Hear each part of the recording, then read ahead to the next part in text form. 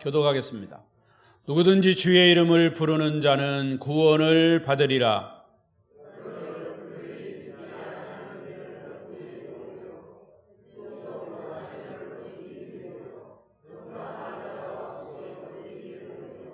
보내심을 받지 아니하였으면 어찌 전파하리요? 기록된 바 아름답도다 좋은 소식을 전하는 자들의 발이여 함과 같으니라.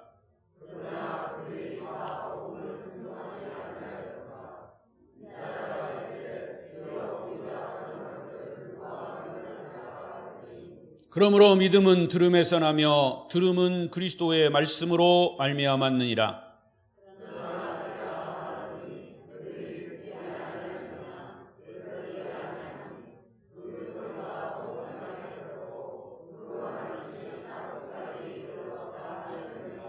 그러나 내가 말하노니 이스라엘이 알지 못하였느냐? 먼저 모세가 이르되 내가 백성 아닌 자로서 너희를 시기하게 하며 미련한 백성으로서 너희를 노엽게 하리라 하였고,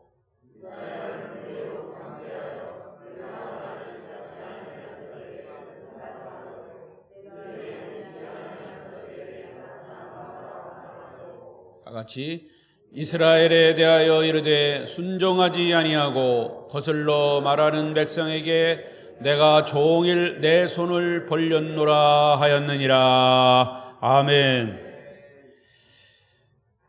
할렐루야. 오늘도 주시는 말씀에 큰 은혜가 있으시기를 바랍니다. 그리고 오늘 예배 자리에 나오신 여러분을 축복하고 주의 이름으로 사랑합니다. 자, 옆 사람과 우리 인사하십시다. 오늘도 만나서 반갑습니다. 잘 오셨습니다. 은혜 많이 받으세요. 감고사축 감사합니다. 고맙습니다. 사랑합니다. 축복합니다. 오늘도 성도 여러분에게 하나님의 크신 은혜와 축복이 말씀으로 여러분 가운데 임하시기를 바랍니다. 그리고 비대면으로 영상으로 예배하시는 분들에게도 동일한 은혜가 함께 하시기를 바랍니다. 대개 영상으로 예배하게 되면 같이 모여 있을 때보다 화면으로, 휴대폰으로 혹은 TV로 보게 되면, 유튜브로 보면 이 집중력이 흐트러질 수가 있어요. 그러니까 설교 시간만이라도, 예배 시간만이라도 말씀에 집중하시길 바랍니다. 오늘도 로마서의 말씀은 계속됩니다. 오늘 말씀의 주제는 나는 오늘 무엇을 듣고 전하는가. 같이 읽겠습니다. 시작. 나는 오늘 무엇을 듣고 전하는가. 여러분은 오늘 무엇을 듣고 싶으십니까? 그리고 들은 것을 내가 전하고 싶으십니까? 아니면 그렇지 않습니까? 그것은 오늘 말씀을 듣고 난 후에 여러분이 스스로 대답하시기를 바랍니다. 저는 지난주일 마지막 성경 구절 13절로 지난주일 마지막에 마무리를 했습니다마는 오늘 다시 13절을 첫 번째 구절로 시작을 합니다. 다 같이 읽어볼까요? 시작. 누구든지 주의 이름을 부르는 자는 구원을 받으리라. 아주 중요한 말씀, 우리가 자주 인용하는 말씀. 이게 오늘 이 성경 본문을 보면 우리가 자주 인용하는 말씀, 자주 듣고 또 외우는 말씀들이 오늘 이 말씀의 성경 구절 속에 요소에 있습니다. 여러분, 누구든지 입으로 주님을 부르고 예수 그리스도를 부르고 마음으로 믿는 자는 구원을 받는다 그랬어요. 유대인이나 이방인이나 차별 없이 구원을 받는다고 했습니다. 여러분, 구원받는 것이 힘듭니까? 어렵게 느껴집니까? 어떤 사람들에게는 이 구원이 굉장히 힘들고 어렵게 그리고 멀게 느껴질 수 있습니다. 그러나 사실은 이 진리의 말씀, 복음을 접하다 보면 절대로 구원은 어렵고 멀고 복잡하고 힘든 게 아님을 우리가 알 수 있습니다. 그것은 이미 로마서 10장에서 확인이 됐습니다. 여러분 10장을 계속 반복해서 읽어보십시오. 이렇게 쉽고 분명하고 간단한 구원인데도 왜 많은 사람들이 구원의 길로 들어서지 못하고 방황하는 걸까요? 오늘 바울은 14절과 15절에서 스스로 4가지의 질문을 던지면서 거기에 대한 답을 주고 있습니다. 첫 번째 질문은 14절 앞부분에 보면 읽어보겠습니다. 시작. 그런즉 그들이 믿지 아니하는 이를 어찌 부르리요? 누구든지 예수 그리스도의 이름을 부르는 자는 구원을 얻는다고 그랬는데 그 예수를 믿지 않으면 그 예수를 부르지 않는다는 겁니다. 따라서 예수 그리스도의 이름을 부르기 위해서는 먼저 예수가 누군가를 알아야 되고 예수가 누군가를 알고 믿어야 된다 그 말이에요. 그러면 무엇을 믿는 겁니까? 복음의 내용이에요. 예수가 나를 위해 십자가에 못 박혀 죽으시고 나의 죄를 위해서 죽으시고 사흘 만에 다시 부활하셨다고 하는 사실, 그래서 예수가 부활하심으로 인해서 내 죄가 용서됐다고 하는 사실, 그것이 구원이고 그것이 천국 가는 가장 중요한 통로인 것이죠. 복음의 내용입니다. 이 복음을 믿을 때 예수 그리스도의 이름을 부를 수 있다는 겁니다. 이런 사실을 믿지 않는 사람은 절대로 예수 그리스도를 부르지 못해요. 그래서 예수님의 이름을 부르고 또 부르고 그 주님께 기도하고 감사하고 찬양하고 예배하는 것은 주님을 확실히 구원자로 믿기 때문에 그런 겁니다. 할렐루야. 두 번째 질문이에요. 14절 중간 부분 읽습니다. 시작. 듣지도 못한 이를 어찌 믿으리요? 거기까지. 이게 두 번째 질문이에요. 듣지도 못한 이를 어찌 믿으리요? 어떻게 예수에 대해서 들어보지도 못했는데 예수를 믿느냐는 거죠. 예수가 나의 구세주라고 하는 사실을 믿으려면 최소한 예수에 대한 이야기를 들어야 한다는 겁니다. 예수가 누구냐? 들어야 믿을 수 있고 믿어야 그 이름을 부를 수 있지 않겠느냐는 거죠. 그래서 예수에 대한 이야기를 자세히 듣고 깊이 듣고 깨달아야 됩니다. 아름다운 교회 담임 목사 박재규가 누구냐는 것은 중요하지 않아요. 박재규 목사가 전하는 그 복음이 중요한 거죠. 할렐루야.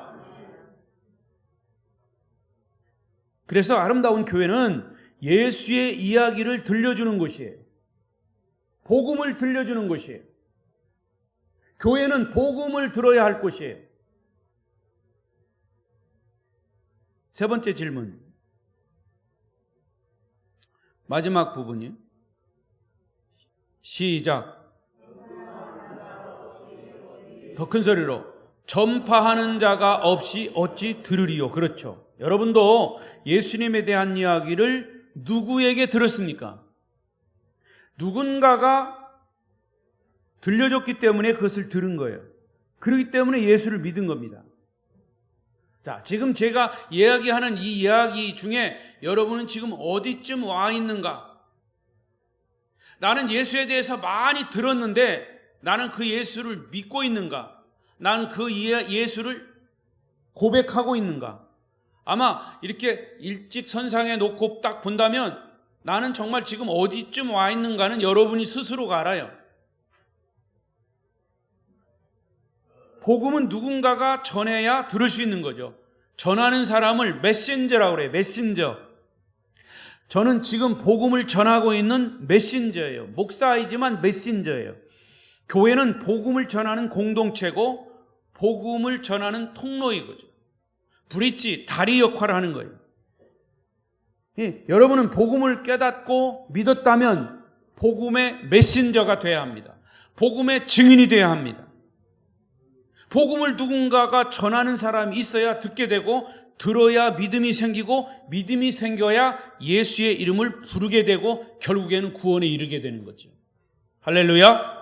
자, 네 번째 질문 15절 앞부분. 시작. 보내심을 받지 아니하였으면 어찌 전파하리요? 메신저가 복음을 전했습니다. 그러나 그 메신저는 스스로가 가는 것이 아니라 누군가에 의해서 보냄을 받은 자입니다. 그래서 저는 아름다운 교회에 오게 된 것은 하나님이 저를 여기에 보내셔서 온 것임을 믿습니다. 보냄을 받고, 하나님의 보냄을 받고 온 거예요. 보냄을 받지 않았는데 누가 갈 수 있겠느냐? 메시지를 전하지 않았는데 누가 들을 수 있겠느냐? 듣지 못했는데 누가 그 예수를 믿을 수 있겠느냐? 믿지 못하는데 누가 예수님을 구세주로 고백할 수 있겠느냐는 거죠.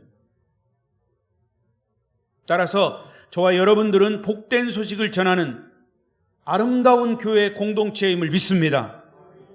자, 그러면 이 14절과 15절에서 우리는 매우 중요한 결론을 얻을 수 있습니다. 구원을 얻으려면 예수 그리스도의 이름을 불러야 되는데 예수님의 이름을 부르기 위해서는 파송이 필요합니다. 보내는 자가 없고 전하는 자가 없으면 구원도 없는 거예요. 그래서 구원이라고 하는 것은 산에 가서 돌을 닦는다고 얻는 것이 아닙니다. 구원은 누군가 복음을 전해줘야 한다 그 말이에요. 그 복음을 전할 때, 전해줄 때 그 말씀을 듣고 복음을 듣고 믿음이 생기고 믿음이 생길 때 구원하신 예수님을 만나게 되고 그 예수님을 만나면 그 예수를 찾게 되고 구하게 되고 두드리고 부르게 되는 것이죠. 그렇다면 이 교회가 해야 할 의무와 책임이 뭐냐? 복음을 전할 메신저를 파송하는 겁니다. 그 사도입니다. 사도. 사도라고 하는 말의 뜻은 보냄을 받은 자다 그 말입니다. 또 다른 말로 말하면 우리는 선교사입니다. 선교사가 꼭 해외 나가서 복음을 전해야 선교사는 아닙니다. 여러분이 복음을 받고 깨달은 자라면 여러분은 가정에, 여러분의 직장은 바로 선교 터전이 되는 것이고 여러분은 메신저, 선교사가 되는 것이죠. 그래서 마태복음 28장 19절 20절 예수님의 최후의 지상 명령이 뭐라고 그랬습니까? 읽어보십시다. 시작. 그러므로 너희는 가서 모든 민족을 제자로 삼아 아버지와 아들과 성령의 이름으로 세례를 베풀고 내가 너희에게 분부한 모든 것을 가르쳐 지키게 하라.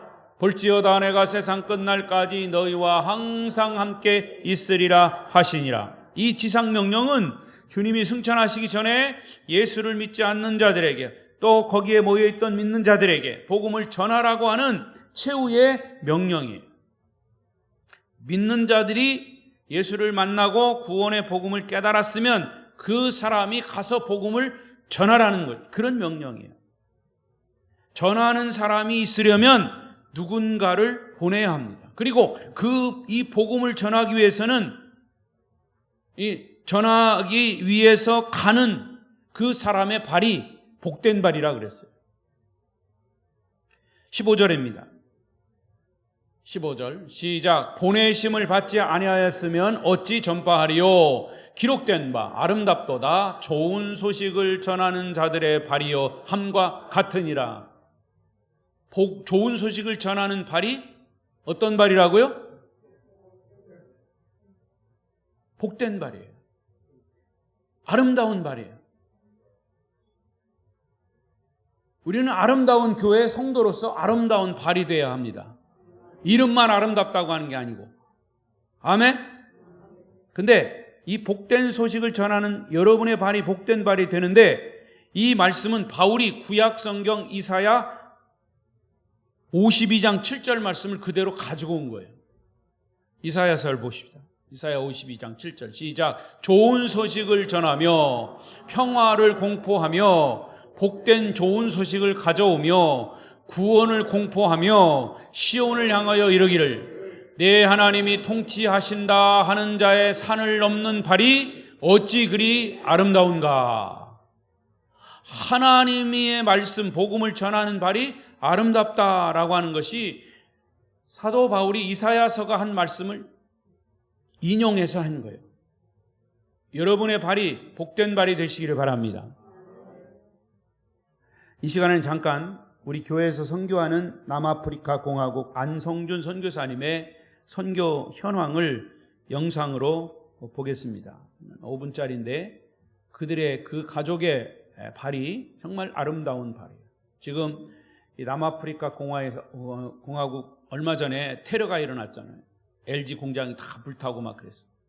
잠시 보겠습니다.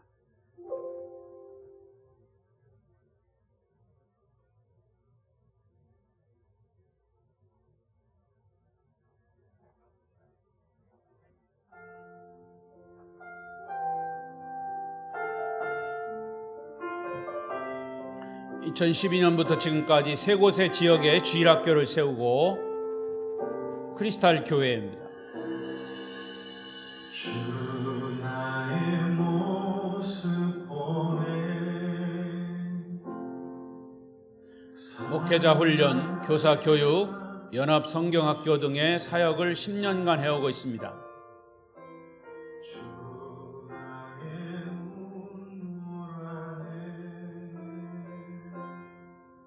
감사하게도 한국교회의 후원으로 2019년 10월 건축을 시작해서 무사히 건축을 마치고 성전 봉헌 예배를 드리고자 하였으나 이게 새로 건축한 것이 2020년 1월 한국 코로나 발발, 3월 남아공 첫 확진자 발생, 확진자와 사망자가 급격히 증가, 국경 폐쇄, 지역 간 이동 금지, 모든 상점 공장 영업 금지, 야간 통행 금지, 술 담배 판매 금지, 모임 금지. 일할 곳이 없는 현지인들은 가난과 굶주림으로 힘든 생활이 시작되었고 거리에는 구걸하는 사람들이 많아졌다. 구걸하는 거죠.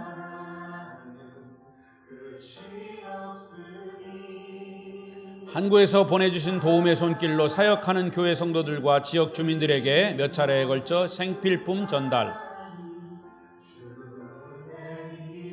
저희 교회에서도 몇 번에 걸쳐서 흥교비를 보냈습니다. 매달 10만 원씩도 보내고 있습니다.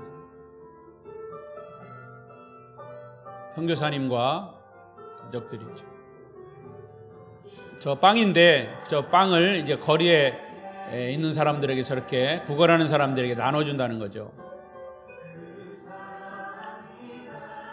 해가 바뀌어도 코로나 상황은 나아지지 않고 사람들은 경각심이 사라져 하루 최고 확진자 2만 명, 사망자 600명에 이르게 되고 설상가상 나아지지 않는 경제 상황과 불만들이 점점 쌓여서 대규모 폭동이 더반에서 발발했습니다. 폭동의 현장입니다.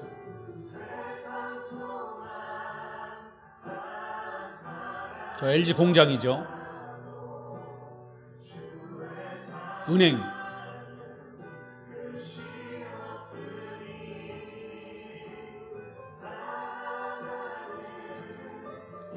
저렇게 200개의 쇼핑센터 약탈, 그중에 100개 방화, 3,000개의 상점 약탈 및 방화, 300개 은행, 우체국 약탈, 1,400개 현금이 털린 거죠. 수많은 실업자 발생, 더 커진 생활고 혼란스러워진 사회.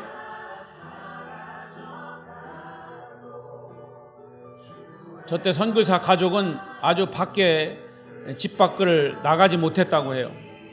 바로 집 밖에서 일어난 상황이기 때문에 여러 가지 제재들, 백신, 최선의 노력은 하고 있지만 여전히 코로나로 인해 어려움은 계속되고 있다.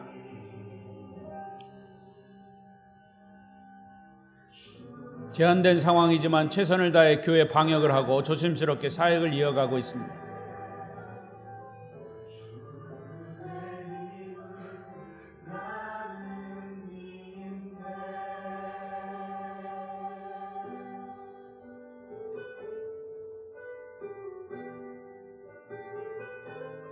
어렵고 힘들지만 그럼에도 우리는 예배합니다. 아이들이죠.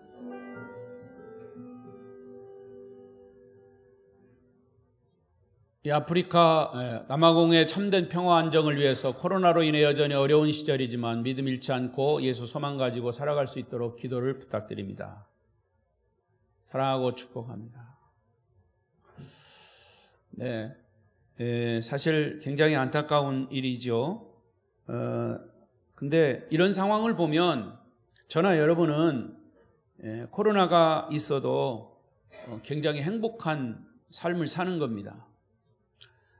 그럼에도 저 아프리카 사람들은 아직도 그 신앙심이 있기 때문에 복음을 전하면 저렇게 많은 사람들이 몰려드는 거죠. 건축도 사실 우리처럼 이렇게 많이 돈이 드는 게 아니에요. 지금 건축을 해놨지만 봉헌 예배도 드리지 못하고 지금 예배를 드리지 못하는 상황이 있습니다. 여러분, 무엇 때문에 이 선교사님은 이런 일을 하겠습니까? 이분의 발을 보고 우리는 아름답다고 하는 것이죠. 교회는 그 형편에 우리의 형편도 있습니다. 그러나 사실은 우리의 형편에 넘치도록 복음을 전하는 자들을 열심히 파송하고 그들을 격려하고 그들을 위로하고 기도해야 할 것입니다. 이게 교회의 사명입니다. 조건만큼 간에 우리의 형편에 넘치도록 그들의 생활을 도와야 할 것이죠. 우리가 그곳에 직접 가지 못한다면, 선교사로 가지 못한다면 선교사를 보내야 합니다. 그래서 저와 여러분은, 교회는 가는 선교사요, 보내는 선교사입니다. 이 일이 우리에게 분부하신 주님의 명령을 지키는 일이죠. 그래서 오늘 본문 16절을 보십시다. 16절 시작. 그러나 그들이 다 복음을 순종하지 아니하였도다. 이사야가 이르되 주여 우리가 전한 것을 누가 믿었나이까 하였으니. 사실 복음을 전했지만 모든 사람들이 다 이렇게 듣고 순종하지는 않습니다. 근데 바울이 여기서 얘기하는 것은 순종하지 않은 사람들이 누구냐? 이스라엘 사람들이에요. 그들은 복음에 반응하지 않았습니다. 복음을 들을 수 없었던 이방인들은 오히려 복음을 받아들였는데, 정작 복음을 받아들여야 할 이스라엘 그 민족, 이스라엘 백성들은 복음을 거절하고 예수를 십자가에 못 박아 죽였습니다. 그들이 왜 예수를 거부했을까요? 복음을 듣지 못해서일까요? 아니면 복음을 깨닫지 못해서일까요? 그렇지 않습니다. 17절을 보십시오. 17절 너무나 유명한 말씀이죠. 시작. 그러므로 믿음은 들음에서 나며 들음은 그리스도의 말씀으로 말미암았느니라. 믿음은 뭐에서 난다고요? 뭘 들어야 합니까? 말씀을 들어야 합니다. 그런데 이스라엘은 이 복음을 거부하고 예수를 십자가에 못 박아 죽였어요. 그 이유가 뭡니까? 18절이에요. 시작. 그러나 내가 말하노니 그들이 듣지 아니하였느냐? 그렇지 아니하니 그 소리가 온 땅에 퍼졌고 그 말씀이 땅끝까지 이르렀도다 하였느니라. 사실 그들은 복음을 먼저 들어서 알고 있습니다.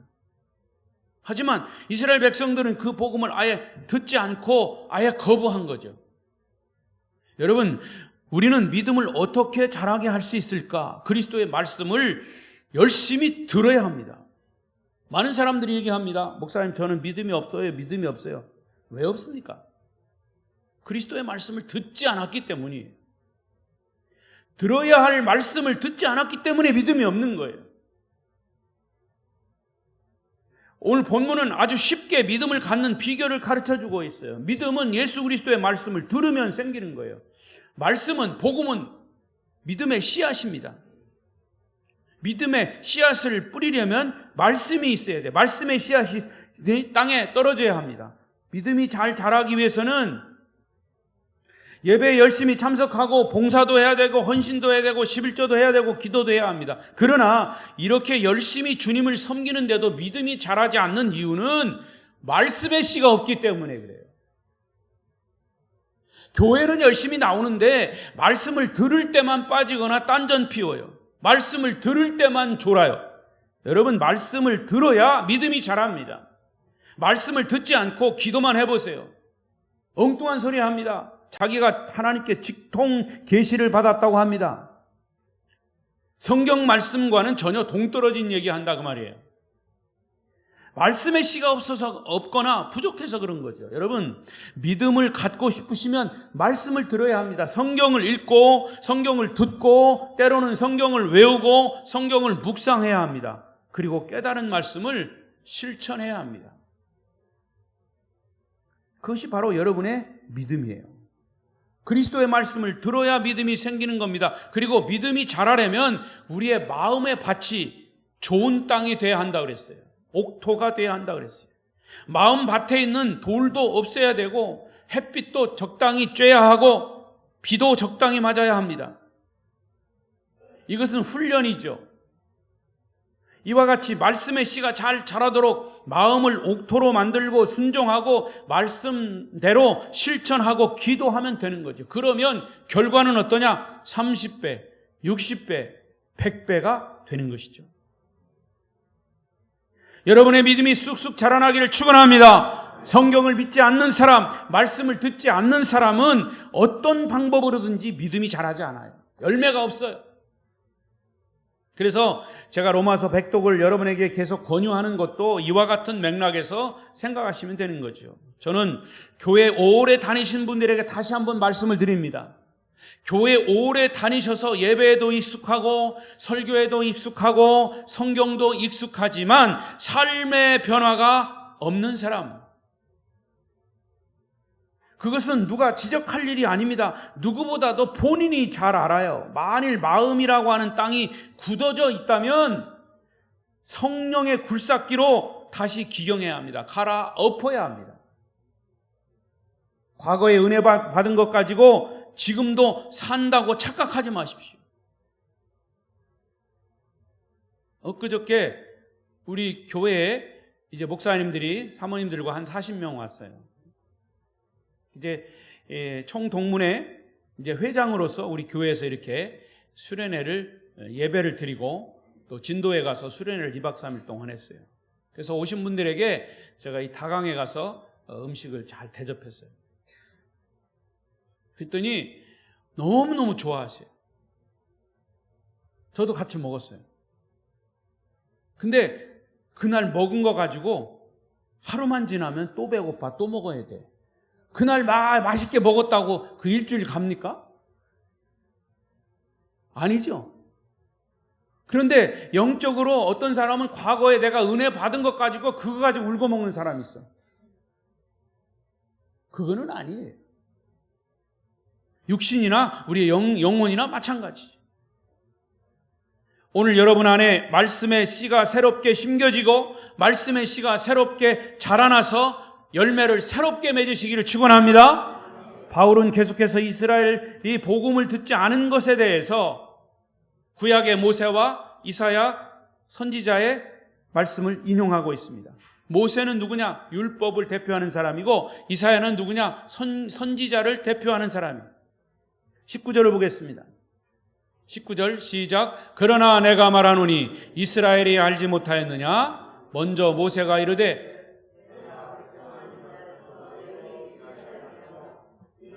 백성으로서 너희를 노엽게 하리라 하였고, 이 말은 이스라엘아 너희들이 정말 복음을 몰라서 그러느냐? 너희들이 복음을 듣지 못해서 그러느냐? 20절 이사야는 너 매우 담대하여 내가 나를 찾지 아니한 자들에게 찾은 바 되고 내게 묻지 아니한 자들에게 나타났노라 말하였고, 결코 이스라엘이 복음을 듣지 못해서 메시아를 거부한 게 아니라는 거예요. 그들은 이사야 선지자 예언을 통해서 메시아에 대한 이야기를 이미 들었어요. 메시아에 대해서 이미 알고 있어요. 메시아가 언제 어디서 어떻게 태어날지도 알고요. 메시아가 처녀에게 잉태될 것도 알았어요. 누가 얘기했냐? 이사야 선지자가 다 얘기했어요. 예수님의 탄생 전에 700년 전에 얘기했어요. 그러나 이스라엘은 교만하고 완고했기 때문에 메시아를 거부한 겁니다. 자, 이것을 우리에게 적용해 보십시다. 여러분이 설교도 듣고 한때는 공부도 성경 공부도 열심히 하고 열심히 신앙생활을 하는데 영적인 슬럼프가 올 때가 있어요. 왠지 답답하고 삶의 의욕도 없어지고 예수 믿는 것이 그냥 기쁨도 없고 다 포기하고 싶은 마음이 들 때가 있죠. 그것은 어느덧 신앙생활이 습관화 되어버렸다는 거예요. 하나님보다 세상이 더 좋아요. 돈이 좋고 명예가 좋고 친구가 좋고 취미가 좋고 그럴수록 주님과의 만남이 멀어지는 거죠. 이럴 때 사람들은 변명하기를 시작합니다. 그리고 다른 사람의 실수나 허물을 보고 비판하기를 좋아합니다. 그러면서 자기의 허물은 보지 못합니다. 이럴 때 우리는 하나님의 말씀의 거울로 우리 자신을 볼 수 있어야 합니다. 바로 이스라엘 백성들이 그랬다고 말이에요. 그들은 하나님을 알았습니다. 율법도 알았고 할례도 받았고 하나님과의 약속도 다 했습니다. 그들에게는 위대한 믿음의 조상들도 많았습니다. 그러나 그들의 마음이 굳어졌어요. 마음이 강팍해졌어요. 자기 허물을 보는 눈이 없었어요. 자기의 강팍함을 보는 눈이, 자기의 오만함을 보는 눈이 없었다는 겁니다. 그래서 복음을 거부하고 메시아를 십자가에 못 박아 죽인 겁니다. 그러나 하나님은 이런 이스라엘에 대해서 어떤 태도를 취하셨는지 21절에 이것이 오늘 말씀의 결론입니다. 다 같이 읽습니다. 시작. 이스라엘에 대하여 이르되 순종하지 아니하고 거슬러 말하는 백성에게 내가 종일 내 손을 벌렸노라 하였느니라. 이스라엘에 대해서 뭐라고 말씀하셨다고요? 순종하지 아니하고 거슬러 말하는 백성들이에요. 이스라엘은 순종하지 않았습니다. 메시아를 거부했습니다. 그리고 거슬러 말했어요. 반대했다고 말해요. 그러나 그런 백성에게 하나님이 어떻게 했다고요? 내가 종일토록 내 손을 벌렸노라. 여러분, 예수님이 손을 이렇게 벌렸다는 것, 무슨 어떤 생각이 드십니까? 도살장으로 끌려가는 어린 양의 모습이고요. 털 깎는 자 앞에서 잠잠한 양의 모습이고요. 인류의 모든 죄 앞에서 예수님은 십자가를 지시며 침묵하는 모습이에요. 하나님은 예수 그리스도를 통해서 하루 종일 손을 벌리시고 순종하지 않는 사람들, 거슬러 말하는 사람들을 참으시고 기다리시고 돌아오기를 원하셨던 거죠. 여러분, 부모의 마음을 조금도 헤아리지 못하고 아주 말썽만 피우는 자식이 있었습니다. 부모의 눈에서 피눈물을 흘리게 하는 자식이었습니다. 그런데 그 자식이 이제 성인이 돼서 결혼을 하고 자식을 낳아서 기르게 되었어요. 그런데 앞불사 그놈의 자식이 과거에 자기보다 몇 배나 부모의 마음을 아프게 하고 쓰르게 하는 겁니다. 아무리 때리고 야단을 쳐도 소용이 없어요. 그러던 어느 날 돌아가신 아버지를 생각하게 되었습니다. 아버지 사진 앞에서 그는 이렇게 고백합니다. 아버지도 저 때문에 지금 저처럼 속이 많이 썩으셨겠죠? 아버지, 이제라도 이 못난 자식을 용서해 주십시오. 아버지 잘못했습니다. 하면서 대성통곡을 했습니다. 그제야 그는 아버지가 자기 때문에 그렇게 속이 상했던 것을 깨달았던 거죠. 여러분, 동일하게 하나님은 이스라엘 때문에 얼마나 많은 고통을 당하셨는지 모릅니다. 온종일 떼약볕에서 자식이 회개하고 돌아오기만을 기다리는 아버지의 마음, 손을 벌리시고 이스라엘을 그리고 저와 여러분을 기다리시는 하나님이십니다. 혹시 여러분 중에도 예수는 오래 믿었지만 교회나 예수 믿는 사람 때문에 상처를 받고 오히려 하나님께 순종하지 못하고 거슬려 말하는 사람은 없습니까? 그렇지만 온종일 손을 벌리시고 기다리시는 하나님 아버지의 품을 생각하시기를 바랍니다. 주님의 품으로 다시 돌아오셔야 합니다. 남의 허물을 보지 말고 자기 허물을 보십시오. 남의 실수를 보지 말고 자기의 실수를 보십시오. 그러면 팔을 벌리시고 기다리시는 주님의 사랑의 품이 보일 겁니다. 그 품에 안기십시오. 주님은 오늘도 여러분을 기다리고 계십니다. 주님의 품은 우리의 아픔을 감싸주시고 우리의 상처를 치료해 주시는 사랑의 품이심을 믿습니다. 아름다운 교회 성도 여러분은 주님의 품 안에서 평안과 기쁨을 누리시기를 축원합니다. 기도하겠습니다.